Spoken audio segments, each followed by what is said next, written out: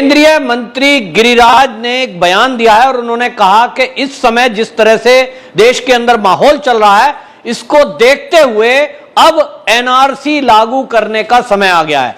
उन्होंने कहा कि जिस तरह से देश के अंदर रामनवमी के जुलूस पर हमला किया जा रहा है, हनुमान जन्मोत्सव के ऊपर हमला किया जा रहा है, सीएए के नाम पर सड़कों पर उतरकर लोग विरोध कर रहे हैं, यहां तक कि हिजाब को लेकर आंदोलन चलाया जा रहा है। उन्होंने कहा जिस तरह से राम जन्मभूमि के विरोध में कुछ लोग उतरे, जिस तरह से देश के टुकड़े टुकड़े करने की बात करने वाले लोग ये दंगाइयों के पक्ष में खड़े हो गए, और जिस तरह से रोहिंग्या और बांग्लादेशी घुसपैठिए पूरे भारत में जगह जगह दंगा फसाद और अपराध कर रहे हैं, अब यह समय आ गया है कि ऐसे लोगों के खिलाफ एक सख्त एक्शन सरकार ले और एनआरसी लागू हो, नाम रजिस्टर में सबके दर्ज हो, और जो लोग बाहर से घुसपैठ करके आए हुए हैं उनके खिलाफ एक्शन हो।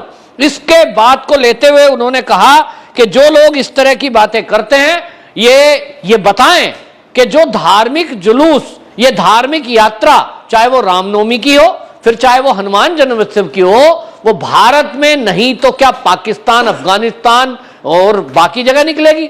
ये उनका सवाल था। और सवाल ये है कि एनआरसी को लेकर के जब मोदी सरकार 2014 में आई, उन्होंने सीएए कानून बनाया और उसके बाद से एनआरसी को लागू करने की बात हो रही थी।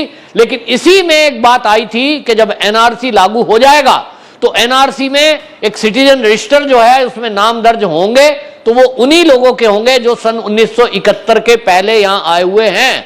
आपको यह भी बता दूं कि अभी तक भारत में एनआरसी केवल असम में लागू है, और इसके लागू होने के साथ ही यह हो जाता है तय कि जिस राज्य में यह लागू हुआ, अब असम में जैसे कि लागू हो चुका है, तो असम के अंदर जो असम के मूल निवासी हैं उनका रजिस्टर में नाम दर्ज है, और जिनका रजिस्टर में नाम दर्ज होता है सरकारी सुविधाएं केवल उनको मिलती हैं।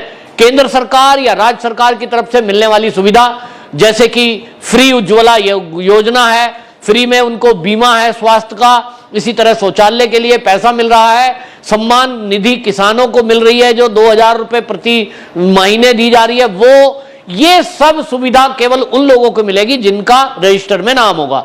इसका मतलब ये हुआ कि रजिस्टर में नाम जिनका है वो ही भारत के नागरिक हैं। जो भारत के नागरिक हैं उन्हीं का नाम उस रजिस्टर में होगा। पूरी छानबीन और पूरी जांच पड़ताल के बाद ये सिटीजन रजिस्टर में नाम दर्ज किया जाता है, और ये भारत नहीं पूरी दुनिया के देश में होता है।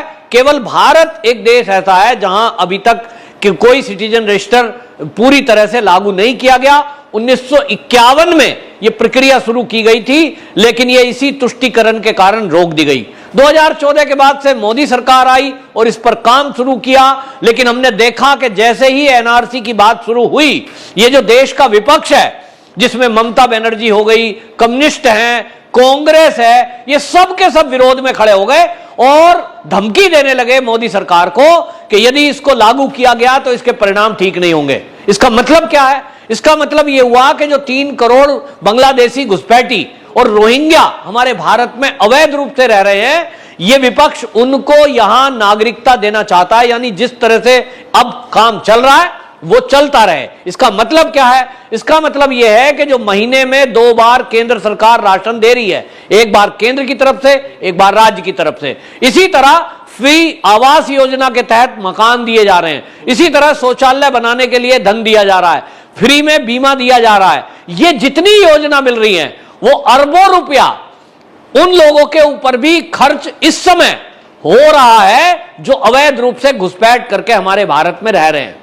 सवाल यह है कि जो भारत के नागरिकों का हक है उस पर ये घुसपैठ करके आए नागरिक क्यों अपना हक जता रहे हैं, या क्यों इनको ये सुविधा मिले? मैं टैक्स देता हूं गवर्नमेंट को, मैं किसके लिए देता हूं? मैं मेरे नागरिकों के लिए देता हूं। मेरे देश के वासी चाहे वो किसी भी धर्म के मानने वाले हो, मैं मानता हूं कि वो मेरे ही परिवार के अंग हैं, और मैं अपने परिवार के लिए सहर्ष खर्च करता हूं। मेरा भाई है, भतीजा है, जो मेरे रिश्तेदार हैं, उनको तो मैं अपनी खुशी से अपनी तनख्वाह का पैसा और खिला सकता हूं, लेकिन मैं किसी पड़ोसी को क्यों खिलाऊंगा? तो ऐसी स्थिति में देश के ऊपर 3 करोड़ बांग्लादेशी घुसपैठिए, इनका भार ये हमारी आर्थिक स्थिति को भी डगमगा रहा है। यहां एक बात और गौर करने की है, मैं हूं या मेरी मित्र मंडली या मेरे रिश्तेदार, आम तौर पे क्या चर्चा है, वो कहते हैं साहब हम दो हमारे दो। हम इस योजना पे काम करते हैं, कहते हैं भाई देश पर आर्थिक ज्यादा भार ना पड़े और हमारे देश को तरक्की करनी चाहिए। हमारी जनसंख्या पहले ही इतनी हो चुकी है कि 150 करोड़ को पार कर चुके हैं हम, तो इसलिए लोग कहते हैं कि भाई जनसंख्या का नियंत्रण किया जाए। लेकिन ये जो घुसपैठिए हैं, ये जो बांग्लादेश से आए हुए हैं, ये कुछ दिनों पहले तक कुछ केवल लाख थे। 1971 में कुछ लोग आए थे सीमा पार करके और हमने मानवता के नाम पर इनको रखा, लेकिन आज 3 करोड़ की संख्या को ये पार कर चुके हैं। और योजना क्या है इनकी? योजना है कि धीरे धीरे इस भारत पे फिर से अपना कब्जा कर लें। इस नियत से ये अपनी जनसंख्या को बड़ी तेजी से बढ़ा रहे हैं। जो आंकड़े हैं, और सरकारी आंकड़ों को छोड़ दें, अगर प्राइवेट तरीके से देखें, इनकी आप बस्ती को देखिए, झुग्गी को देखिए, एक एक परिवार में 20-20 बच्चे। उनका लक्ष्य है कि यहां भारत की अर्थव्यवस्था को डामाडोल करना, भारत में अपराध को बढ़ावा देना और यहां के संसाधनों पर कब्जा करना। ये इनके 20 बच्चे होंगे तो क्या करेंगे, केवल एक बोरी टाट की ला करके उन्हें दे देते हैं, सुबह सुबह कूड़ा बीनने निकल जाओ। किसी का घर के बाहर कोई बाल्टी, कोई मग्गा, कुछ चम्मच, कुछ पड़ी है, उठा के ले आओ। और कबाड़ी का काम करते करते ये इस तरह के बन गए हैं कि आज जो दिल्ली का जहांगीरपुरी का दंगा है, उसमें जो खुलासा हुआ है वो चौंकाने वाला है कि जो कभी कबाड़ी का काम करता था, इसी तरह सड़कों पर कूड़ा बीनता था, वो आज BMW में चल रहा है, हाथ में 8 अंगूठी पहन रहा है, 8 उंगलियों में, गले में आधा किलो की सोने की चैन है, लाखों करोड़ों रुपए का उसने प्रॉपर्टी इकट्ठी कर ली है। कहां से? 2 नंबर के धंधों से।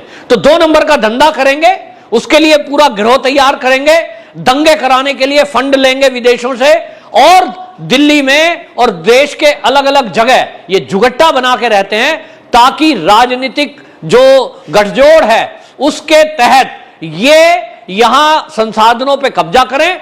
और इनकी नियत यह है कि भारत में अर्थव्यवस्था के साथ साथ ये व्यवस्थाओं को भी डामाडोल करने में, दंगा फसाद करने में भी आगे रहते हैं। तो ये सब चीजें जो देखने को आई है, इसके बाद जो गिरिराज जी ने कहा है, गिरिराज जी देश की आवाज बोल रहे हैं। वो जो कह रहे हैं ये खाली गिरिराज जी का बयान नहीं है, ये देश के आज हर वो व्यक्ति इस बात को बोल रहा है कि देश में एनआरसी लागू करो जो इस भारत माता से प्यार करता है, जो इस देश की तरक्की चाहता है, जो इस देश को सुरक्षित रखना चाहता है। आप देख लीजिए सोशल मीडिया पे चारों तरफ एक ही चर्चा है कि ये जो घुसपैठिए हैं ये हमारे देश में आकर हम ही को आंख दिखा रहे हैं और हमारा ही विरोध कर रहे हैं, हमारे ऊपर हमला कर रहे हैं, घरों के अंदर घुस जाते हैं, घरों में हमला कर देते हैं और अपराध इतना कर रहे हैं और इनके हौसले इतने बड़े हुए हैं कि पुलिस भी इनकी बस्तियों में अंदर नहीं जा सकती। मतलब आप समझिए कि इन अपराधियों के हौसले कितने बड़े हुए हैं कि पुलिस तैनात है, आरएएफ तैनात है, केंद्रीय सुरक्षा बल तैनात है, और उस तैनाती से भी ये डर नहीं रहे। इनको बेखौफ होकर के ये पथराव करने का दिमाग में आता कैसे है? क्योंकि इनको पता है कि हमारे पीछे इस देश का पूरा विपक्ष और इस देश की न्यायपालिका, बहुत सारे एनजीओ और कुछ देश ऐसे हैं जो इनको फंडिंग करते हैं, वो खड़े हो जाएंगे। एक भी गोली इनको लगी तो देश के विरुद्ध नैरेटिव चलाने वाले लोग, इनका इकोसिस्टम इतना मजबूत है कि तत्काल वो फोटो वीडियो को एडिट करके और उल्टी सीधी बातें लिखकर उसको वायरल कर दिया जाएगा कि देश लुटे तो लुटे, देश में अपराध हो तो हो, देश में दंगे हो तो हो, उनको सत्ता, उनकी कुर्सी बची रहे। और इसी के चलते ये सब हो रहा है। अब एनआरसी लागू होगा तो जैसा मैंने कहा कि सबसे पहला काम एनआरसी लागू होते ही ये होता है कि जिसका रजिस्टर में नाम नहीं है, नेशनल रजिस्टर में, वो किसी भी देश का नागरिक नहीं कहलाता। ये बांग्लादेशी समय रहते अपने देश में चले जाएंगे तो बांग्लादेश की नागरिकता रहेगी, भारत की नागरिकता इनके पास नहीं रहेगी। तो फिर ये कहां जाएंगे? इनको डाला जाएगा डिटेंशन सेंटर में और वहां से धीरे धीरे इनको, मतलब समझ लीजिए, वापस अपने देश भेजा जाएगा, वरना डिटेंशन सेंटर या जेल उसको कहिए, उसमें ये रहेंगे। तो दूसरा क्या होगा?